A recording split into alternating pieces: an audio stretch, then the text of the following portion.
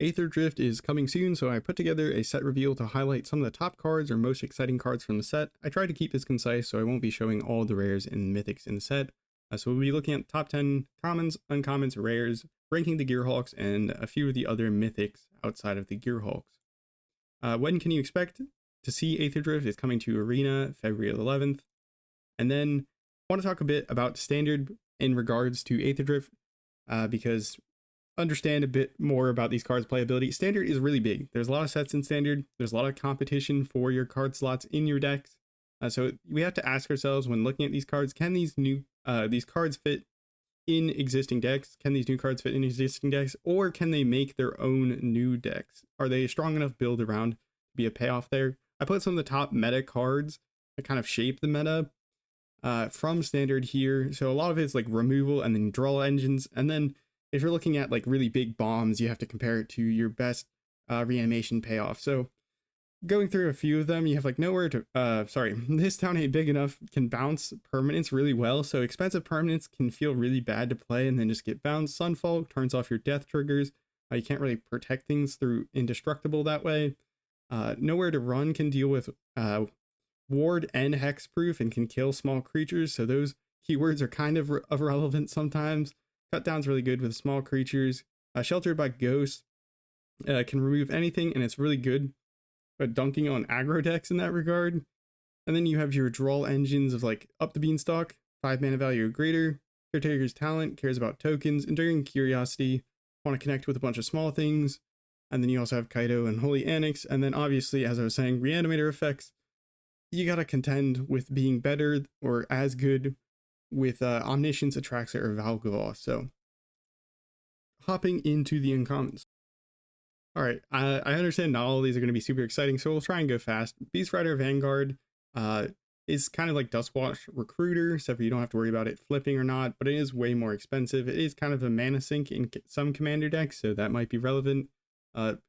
Collision Course is sorcery speed, creature, and artifact removal, but the creature removal is not that good, so it's probably not as good as Exercise. You have Chinton. I don't know how to pronounce it. Anyways, this is cycling. Cycling is one of the set mechanics. It has graveyard synergies. There's some kind of like Sultai or Golgari graveyard decks, or not graveyard decks, but these kind of like decks that do a lot of self-mill and play these kind of more draft shaft expensive creatures because they trigger Beanstalk, and so you can just pump them out for really low mana cost. So this might be a valuable addition to those sorts of decks. Rim Bauble. This is a 1 mana artifact, gives -2/-2 to opponent's creatures. The reason this is relevant is it's bounceable removal, and so you know if this town ain't big enough. Also, it's an artifact. There's artifact synergies in this set. I didn't mention it yet, I don't think, but yeah, there's an affinity for artifacts in this set, so this might be relevant in those sorts of situations. It's kind of a mini Tithing Blade, this particular card. So maybe you're playing these all together, you're playing maybe a Legion Extruder, so you can sacrifice these artifacts, turn them into 3/3 golems, or you're just playing some of the cards from the new set. I've listed 2 of them here. You got Demonic Junker, that has affinity for artifacts and is like a removal spell for creatures. So you could potentially play that for 1 black mana and remove something. You also have Repurposing Bag, which is another new rare here that allows you to kind of birthing pod artifacts for 2 mana. So that might be good in these sorts of situations. I don't have these rares in my top 10, but I thought I would mention them here with this card. Next up is Kickoff Celebrations. This card is kind of Bitter Reunion at home. It's basically just worse. Bitter Reunion enters, you can discard a card, draw 2 cards. So this is generally Bitter Reunions he's playing Reanimator decks, and so this one's worse because you need to hit max speed to sacrifice it and give haste. You don't have to spend mana, but you do have to get max speed. There's a start your engines mechanic. If you have no speed, you get 1, and then it increases on each of your turns, once on each of your turns when the opponent loses life, and then you can kind of stop tracking it at 4. This is tracked outside of your cards, sort of like the 1 ring. You can progress through the 1 ring. So if you have another card that's cheaper than this, or you play it before this, you kind of continue where you left off. But yeah, that's that card. Whoops. Next up, Magmakin Artillerist. This is kind of a cycling discard payoff. This is one of the themes in the deck. I know when cycling was like previously in standard from Amonkhet, I believe, there was a deck built around it. So this is potentially, a viable archetype, but Whenever you cycle your discard one or more cards, it deals that much damage to each opponent, which is super cool. So it's equal to the number of cards you discarded, and then you can also cycle itself. Is there a cycling deck going to be coming out in standard from the set? I don't really think so, but maybe there's enough cards. I do think that like discard, there's a lot of cards that, you know, you pay a cost of discarding a card, so maybe it works out with that. But there are two like self-wheel effects that could be pretty fun with this card. We have Brass's Tunnel Grinder and Elder Dragon War. Next up, Leonin Survivor. This is a cat. On your turn, it has first strike. You gotta start your engine, so if you're at max speed, you can draw a card. There are some cat decks, and I think there's not that many great 2-drop cats, so this might fit into those kind of Erebos, the first Fang decks, which is, I guess, relevant. Alright, this is where we're getting into the more playable cards. So this is Ride's End. It costs 3 less to target a tapped permanent and exiles target creature or vehicle. So this is relevant because it's up the beanstalkable removal in those sort of control decks. Some of them have been playing Luminous Rebuke, and that's from Foundations, and it destroys target creature. And this exiles, so that is just a huge upgrade. So I think this will see play in place of Luminous Rebuke. Next up, we have Unsummon. Got Power Crept, basically. Bounce Off can unsummon, but it also can unsummon vehicles. Why are you playing Unsummon? Well, some decks care about Unsummon and Into the Flood Maw effects to just bounce things, but Unsummon's a little different from Into the Flood Maw because Unsummon you can target your own creatures, and then Into the Flood Maw is a little bit more flexible because it can hit any non-land permanent if you gift a fish. Unsummon, usually you play it in decks where you care about your own creatures. So, for instance, you might play it in the like Simic Crab deck. So Bounce Off is just going to take the place of Unsummon because you can also bounce your opponent's vehicles potentially. And then lastly, for the commons, we have Lightning Strike. It was reprinted, last printed in Dominaria, so now it won't be rotating in September. It is strictly going to be here in Standard for a while. Uncommons. We're getting to some of the more juicy stuff, I think. Alright, before we actually get into those, though, I do have a slide here because I want to talk about Go for the Throat.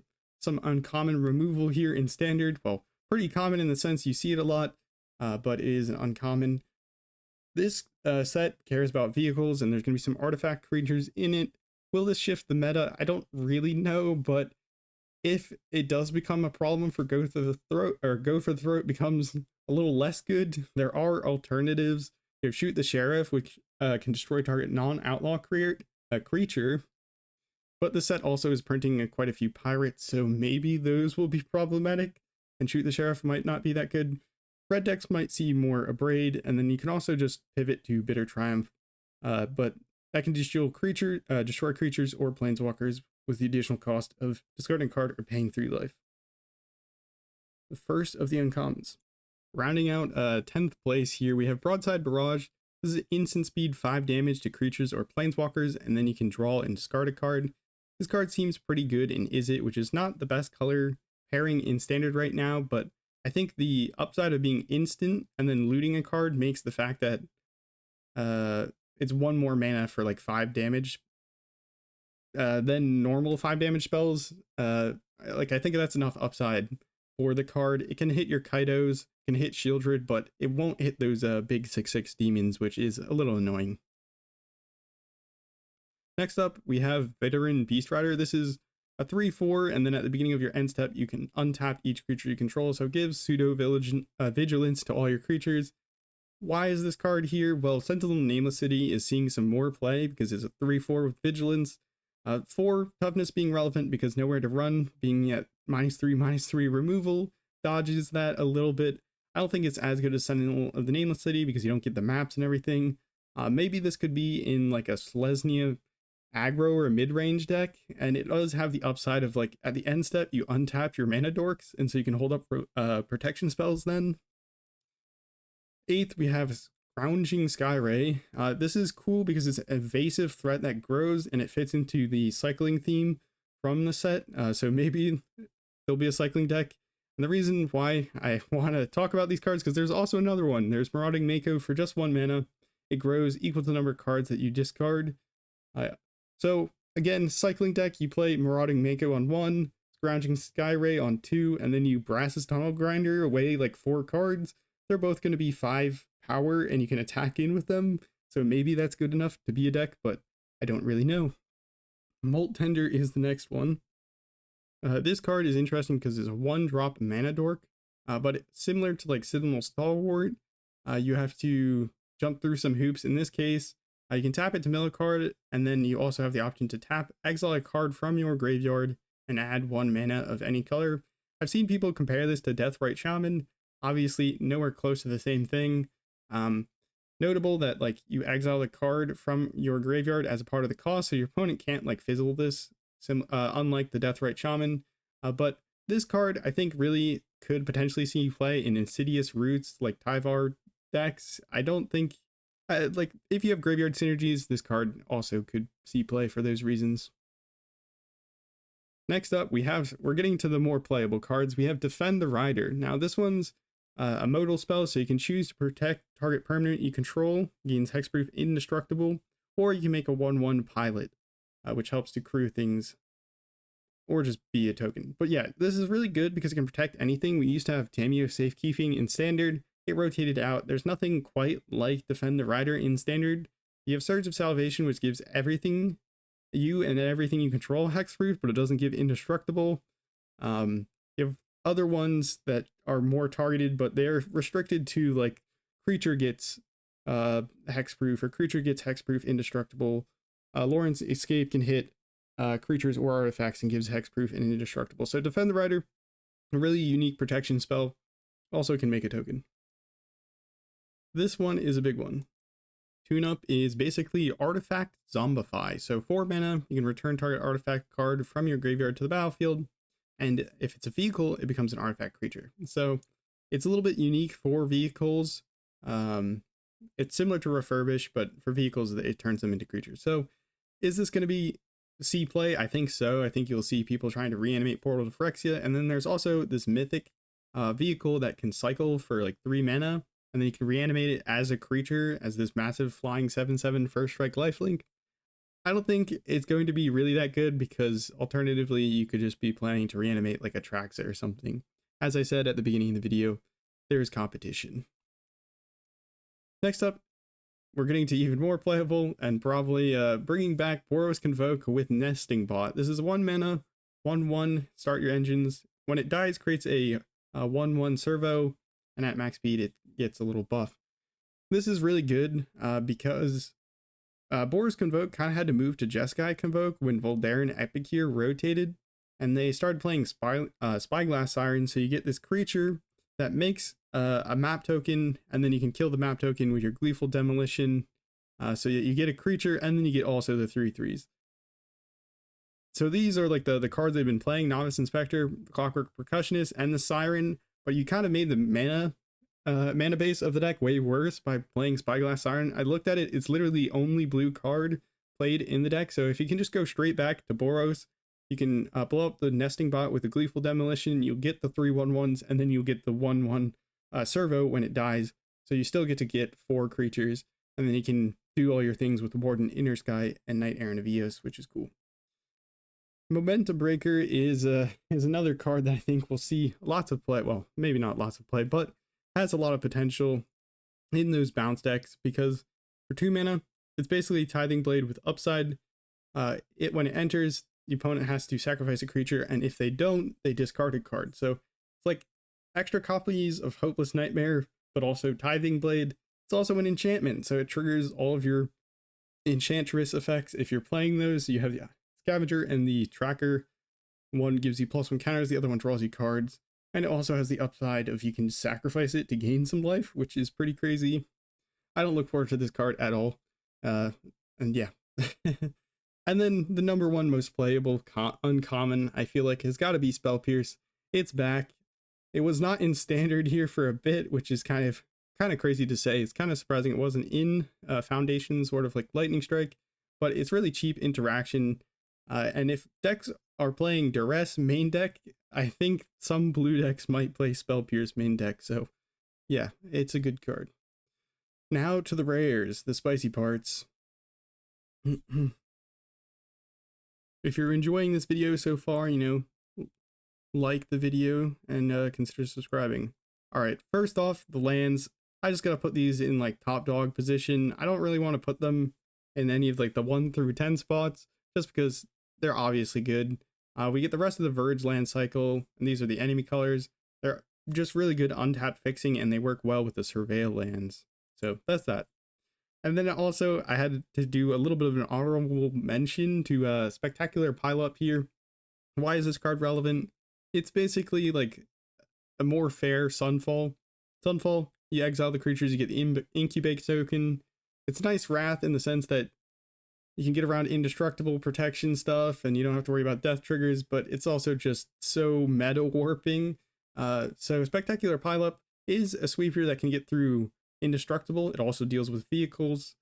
So I think it is going to be relevant when Sunfall rotates, particularly because it also has cycling. So if you've ever played a deck with lots of sweepers and then you have a bunch of sweepers in your hand into a matchup where the sweepers don't matter, cycling is really nice. And it might be better than Day of Judgment in the sense that you can also just trigger your Up the Beanstalk, and Up the Beanstalk isn't rotating. So yeah, that's that.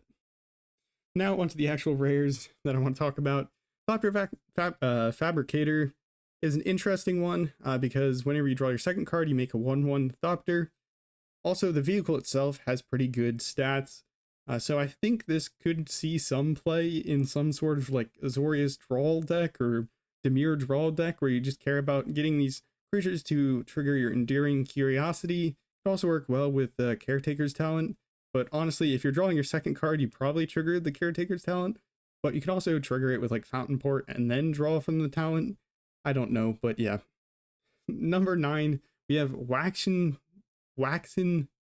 Shape Thief. It's a 4-mana clone with flash and cycling. So already pretty crazy, but it can also copy artifacts. Are clones really good in standard? Probably not, but it does pose an interesting opportunity to play even more Simulacrum synthesizers and copy them. And so that is an interesting way of making use of this card. Next up, another more of the jank rares, but still has potential. Riverturn Monument, 2 mana, and then you can repeatedly mill for 1 mana. You can target also both players, so you can enable your own graveyard synergies, or you can try and mill your opponent out. And then you have the Exhaust. Exhaust is a keyword where you can only activate it once per game, but if you like flicker it, you can reactivate it, obviously. But anyways, we do have something similar to this in Realmbreaker, but Realmbreaker is kind of expensive at 3 mana and then 2 to activate it. The Exhaust ability is similar to like Jace in the sense that Jace can come down and just end the game later in the game. So I think Riverturn Monument, if you're playing a mill deck, maybe you're doing something there. And then again, yeah, you can fill your own synergies if you have something like Aftermath Analyst type deck. All right, this one's pretty crazy. Unstoppable Plan is Wilderness Reclamation at Home. So Wilderness Reclamation, this card, it got banned in Standard. It's banned in Pioneer. Hold on, I'm trying to find my slide because I put notes on the slide here. Got banned in, yeah, it got banned in Standard, it's banned in Pioneer, and it's banned in Historic on MTG Arena. So card's really strong. Why is it Wilderness Reclamation at Home? Well, Wilderness, the words are hard. Wilderness Reclamation, at the beginning of your end step, you untap all lands you control. Unstoppable Plan, 3 mana, at the beginning of your end step, untap all non-land permanents you control. So how do you make this work? You play Mana Rocks and Mana Dorks. We do have quite the selection of Mana Rocks and Mana Dorks in Standard. We'll say Mana Dorks are kind of dead as a concept, I feel like, you know. Llanowar Elves doesn't see that much play outside of Golgari. Maybe it will find some homes here soon, but we do have some Mana Rocks that could work well. For instance, Gilded Lotus.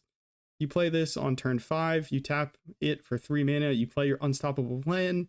At the end of your turn, you get to untap your Gilded Lotus and you can hold up something like 3 steps ahead. It also synergizes because you can copy your Gilded Lotus with your 3 steps ahead, and you can make even more Mana Rocks that untap with your Unstoppable Plan. So maybe there's a plan here that you can just build up like this control deck and win with massive amounts of mana. But yeah.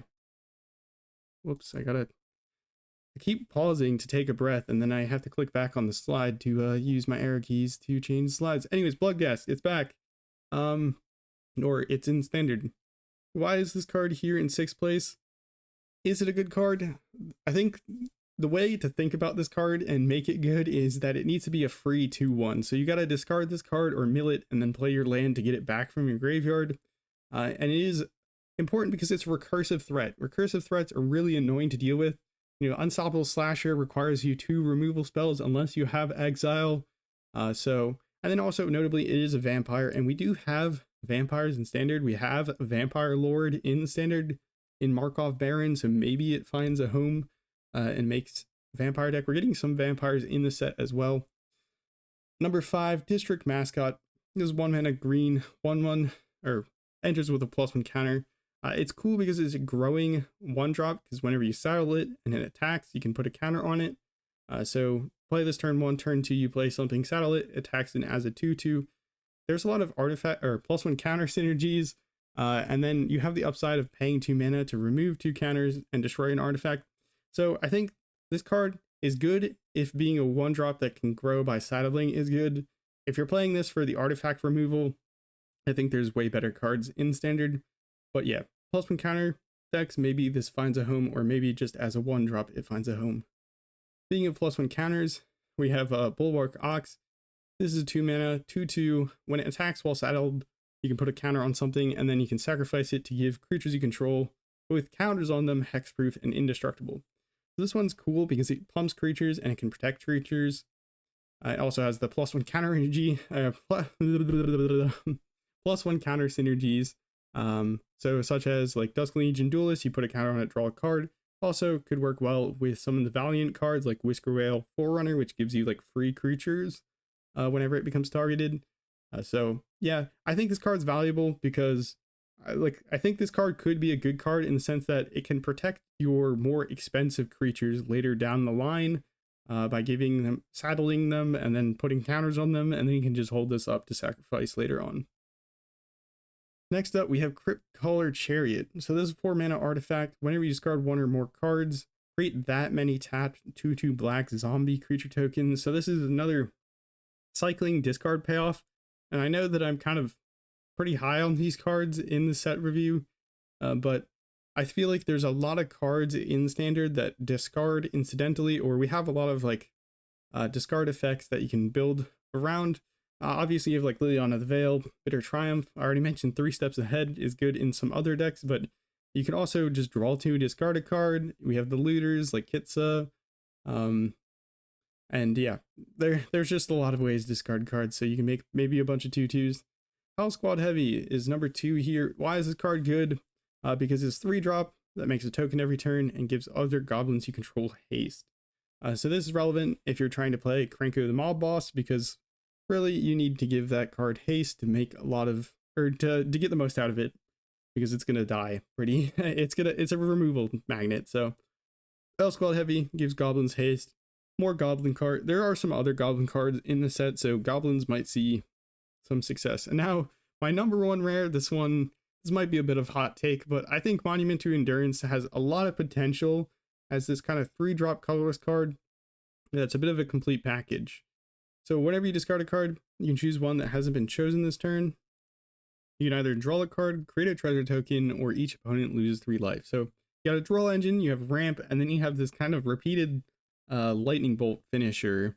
And important to note, this says each turn, so you can trigger it on your turn and then your opponent's turn. So you can draw a card on your turn, you can draw a card on the opponent's turn, or you can try and bolt them down on each turn. There's a lot, as I've said with the Crypt Caller Chariot, there's a lot of discard effects. I put even more of them here, but like for instance, you have Liliana, you take it up, you discard a card. Well, you can draw a card back with your monument, or you can drain your opponent for 3 when you do that. Oko is it's +1, also is drawing and discarding. So you +1, draw 2 cards, and then discard 2 cards unless you commit a crime and you only have to discard 1 card.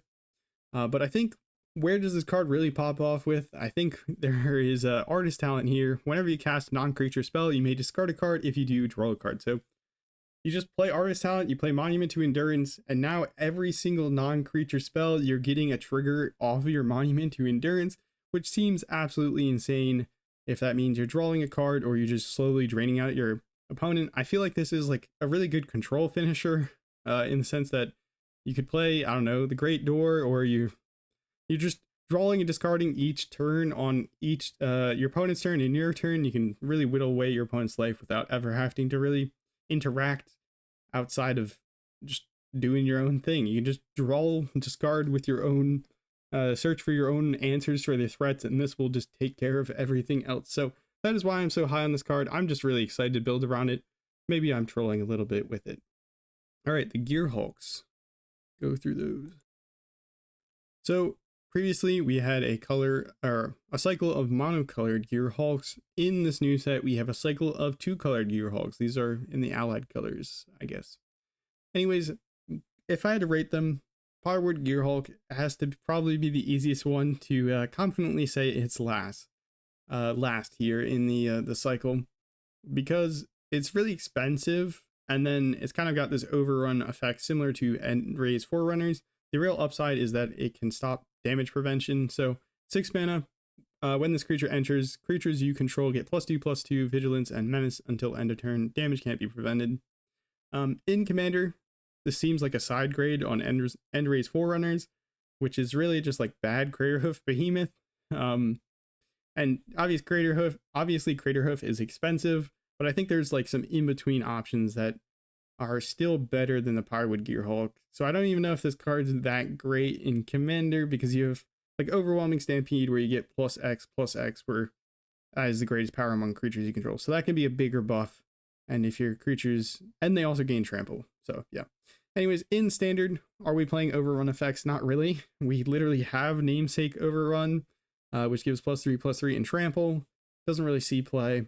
But besides that, I feel like we have better, more efficient options. So we have Tyvar, which you can pump mana into to pump up your creatures. And then you have Nissa, where if you play it full cost, you can take it down to give your creatures +1/+1 and trample for each forest you control.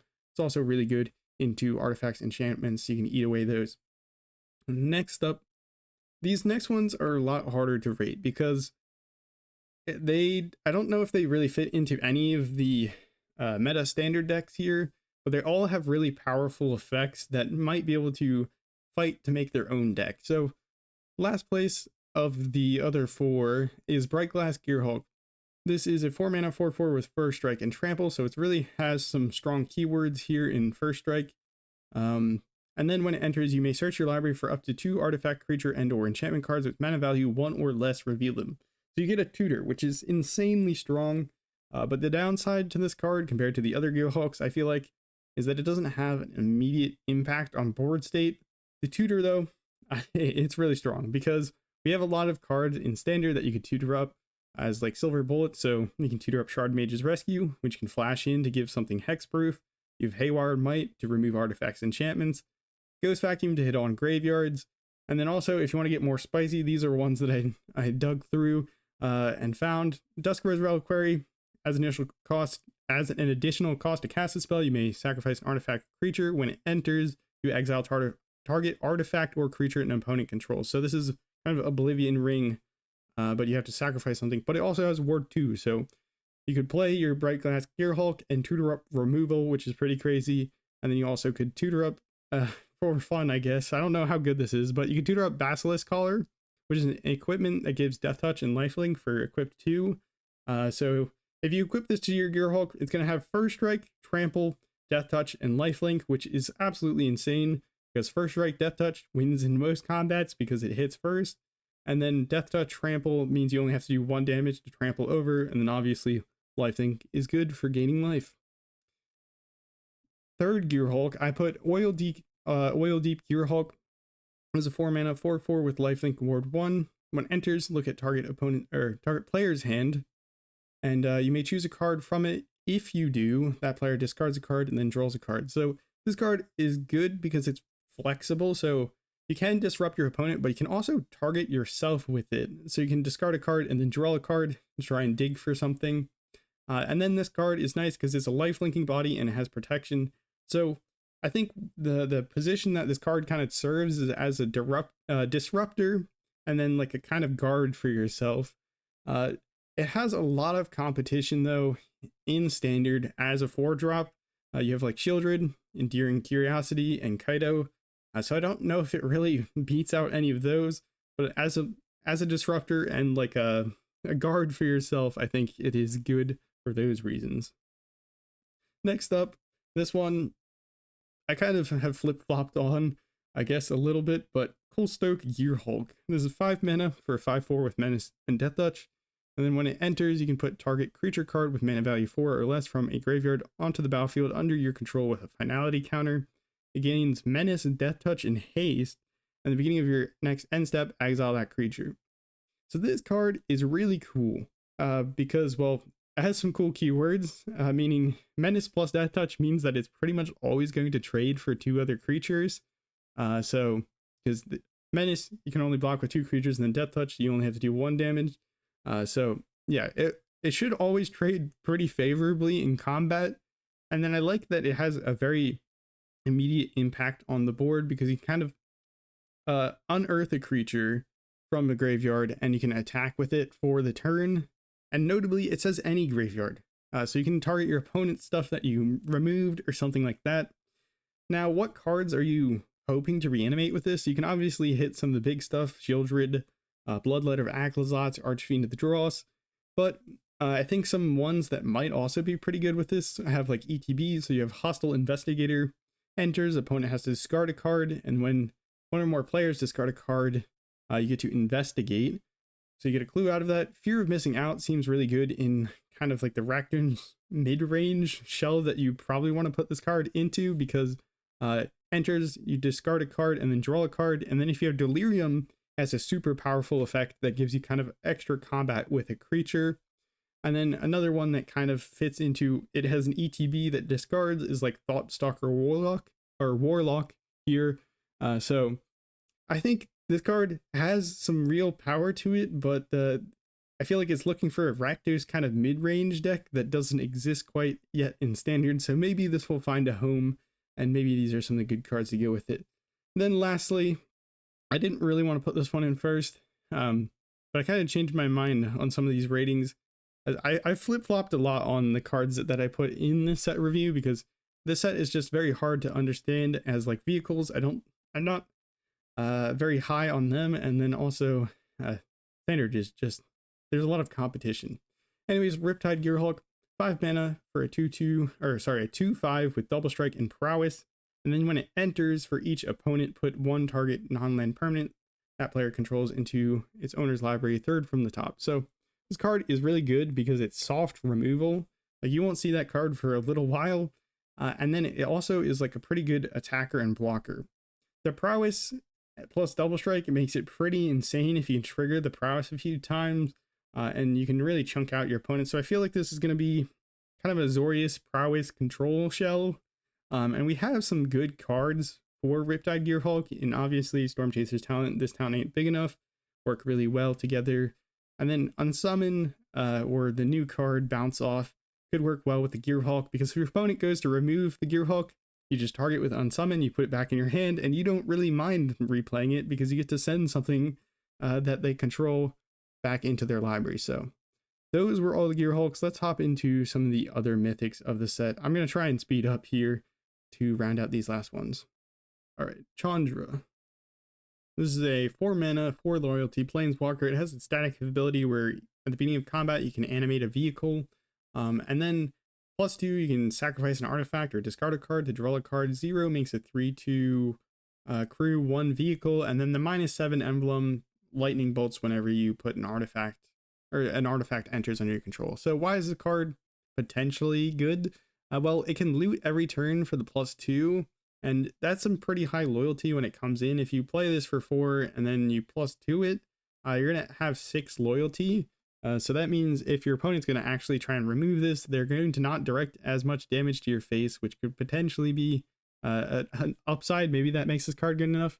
And then where else could this card be good? Well, you can make a token every turn for your caretaker's talent. The discarding could be good in a kind of reanimator shell. So if you want to reanimate Portal to Phyrexia, and then like the animating of the vehicle, I don't know how relevant that is, but if like vehicle decks pop off, this could be good in that. And then there is one that kind of works pretty well with Chandra in the Salvation engine. It's 4 mana, a vehicle that whenever it attacks, you can reanimate an artifact from your graveyard to the battlefield. So put these pieces together, maybe you get something good, but I'm not super inclined on it. Next up is Subsuna Luxa Embodied. So the 5 mana 6/6 reach, trample, indestructible, can't attack or block unless it has an even number of counters on it, and 0 is even. And then at the beginning of your main phase, or your first main phase, you put a counter on it, and it has an odd number of counters on it, you draw 2 cards. So the turn you play this, it's going to be a 6/6 indestructible blocker. Come back to your turn, you put a counter on it, 7/7, you draw 2 cards, and then you can't block with it.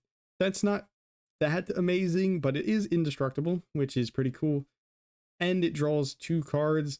The trick to this card is if you can build around it a little, I think, with like Innkeeper's Talent, Ornery Tumblewag, maybe you play some Snakeskin Veils to manipulate the number of counters on this card. So if you have like an Innkeeper's Talent, it says at the beginning of your combat on your turn, you put a +1 counter on target creature you control. So you play your Subsuna on your second main phase, comes back to your turn, you put a counter on it, it's going to draw you 2 cards, and then on combat, you use the Innkeeper's Talent to put a counter on it, and then it'll have an even number of counters, so you can still attack and block with it. So I think that's kind of how you break this card, and that might be how this card is good. Still not super high on it as a 5-drop. Speaking of 5-drops, we also have Loot the Pathfinder here. This card costs 2 in Teamer for a double strike vigilance haste 2/4, and it has 3 exhaust abilities. These abilities are all very powerful because they're quite literally Dark Ritual, Ancestral Recall, and Lightning Bolt. Why is this card good? I don't think you want to play this for 5. I think the way you break this is you just Agatha Soul Cauldron this card, and you don't have to worry about the mana colors to activate the exhaust abilities, and all your creatures that have +1 counters suddenly can Dark Ritual, Ancestral Recall, and Lightning Bolt, which seems pretty disgusting. Next is the Aetherspark. I have this card in the second position here because, well, if you squint really hard, maybe it's the One Ring, but it probably isn't. So this is a 4 mana legendary artifact planeswalker equipment.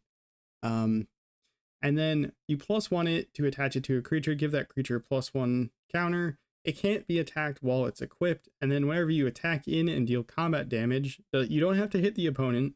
Whenever it just deals combat damage, you get to add that much loyalty to your Aetherspark.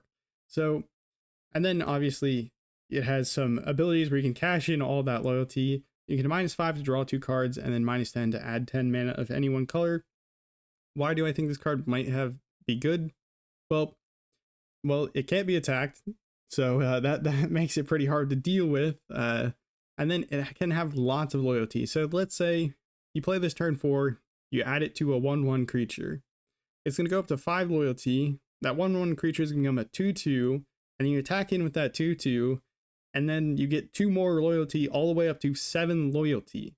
So that's a lot of loyalty. Even if that creature dies, that is a lot of loyalty to have on a planeswalker. So it is insanely hard to attack down. If they're attacking into it, they're not doing much damage to your face. Now, where does this card fall flat? It dies to artifact and planeswalker removal. Even when it's equipped, it's going to die to Shieldred's Edict. It'll die to a Braid. It'll die to Get Lost. So if it's kind of a removal check on your opponent, if they don't have removal, this card can just like take over the game. But unlike the One Ring, it does get hit by a lot of removal. So it's a colorless draw ending, and I don't want to underrate that, but at the same time, it does do a lot of removal. Number 1. I gotta move my mouse back over. Keep pausing. All right, Ketchermos. This card is super cool. It's a 3 mana legendary creature god. It's a 4/4 with menace, lifelink, indestructible. It can't attack or block unless there are 7 or more cards in exile. And then whenever 1 or more cards are put into exile from graveyards and or the battlefield during your turn, you draw a card and lose 1 life. So this is 3 mana draw engine, but importantly, it's restricted to your turn, which is actually, I think, a bigger downside that some people realize. But when you turn this card all the way on, you get a really nice creature in the sense that You're a 4/4 with lifelink and indestructible, so you can constantly gain a bunch of life back from draining yourself with the last ability. This card just seems pretty good in standard because we have so much exile removal and we have really good graveyard hate. So you have like Anoint with Affliction, Exercise, Lay Down Arms are like some relatively played cards, and then you can go even further out into like Legion of Ashes, Soul Partition, Blot Out, and Ossification. There's more, but I think those are some of like the more playable ones. I don't think you really want to like warp your deck though too much to like, this card is a good card if you don't have to make your deck worse to play it, and then it just draws you cards, which I don't think you have to worry about too much, because if you just throw in some graveyard hate like Ghost Vacuum, Rest in Peace, or Leyline of the Void, your regular removal will kill something and you'll go from the battlefield to exile, and that will trigger Ketramos that way. So I think, you know, Ghost Vacuum, Rest in Peace are probably the two better ones. That Leyline of the Void can be for free, but you never want to cast it for 4 mana. It is important to note though, like Rest in Peace, if the opponent has a bunch of cards in their graveyard and you play Rest in Peace, when it enters, it exiles all graveyards. You're only going to trigger Ketramos once because it says one or more cards are put into exile. But then from that point onward, whenever you use a removal spell, you'll go ahead and draw a card. This card, it seems like a really insane draw engine, and so that's why it's at number 1. It's 3 mana, so it's not in that impossible part of the curve for standard right now. You know, games don't go that long, so being able to get this down and get some value out of it before the game ends seems nice. One card that I really want to play with Ketramos is like Urborg Scavengers, because you can exile a card whenever it enters or attacks, and then it can also take the keywords from different cards. So like if you somehow get Ketramos into the graveyard, maybe your opponent makes you sacrifice it to an edict, you can give your Urborg Scavengers Menace, Lifelink, and Indestructible, which seems pretty fun. But yeah, Ketramos, really cool draw engine, and I think it's probably a lot of people's number 1 mythic from the set. And that is my my Aetherdrift set review. So please let me know what your thoughts on the set are. Did I miss any cards? Did I misjudge any cards? I'm curious to see what other people think. I think I was a bit spicy in my rare choices, but honestly, the set, I'm not so sure how good vehicles are. I'm not so sure how, not so sure how good cycling is going to be. And then, yeah, I don't know if any of these cards are all like powerful in a vacuum, I think, but then you also have to say, okay, well, standard isn't a vacuum. Are they going to be playable? Anyways, that is going to be it for me. If you enjoyed this video, consider liking, subscribing. It makes me feel a little bit better about how much effort I put into this video. This took me a while to put together, but hopefully you enjoyed, and hopefully it helped you to understand a little bit what to expect with Aetherdrift. I think it will have an impact, but and there's some fun cards to brew around, but not entirely sure how big of an impact it will have. Anyways, have a nice morning, evening, night, afternoon, wherever and whenever you're watching. Take care of yourself. Ciao.